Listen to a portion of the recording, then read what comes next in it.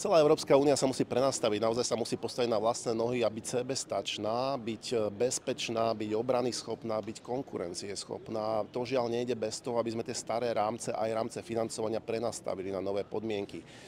Nevyhneme sa tomu, aby sme viacej investovali do zbrojenia, do obranného zbrojenia, do posilnenia svojej bezpečnosti a sebestačnosti, a to v kontexte, keď naši, tak povedať, tradiční partneri začínajú byť nespoľahliví. Čiže tie investície budú veľké a škrty tým pádom sa budú týkať mnohých oblastí, na ktorých sme doposiaľ boli zvyknutí, že sú tak povedať nedotknuteľné. A bude sa to týkať aj spoločnej poľnohospodárskej politiky.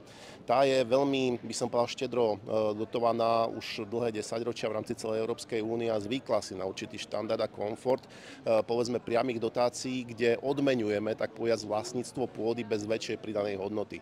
Myslím si, že je na čase aj v prípade poľnohospodárskej politiky pozrieť sa na to, ako efektívnejšie využiť tieto peniaze a ako ušetriť mnohé prostriedky, ktoré sú tak povediac prejedené.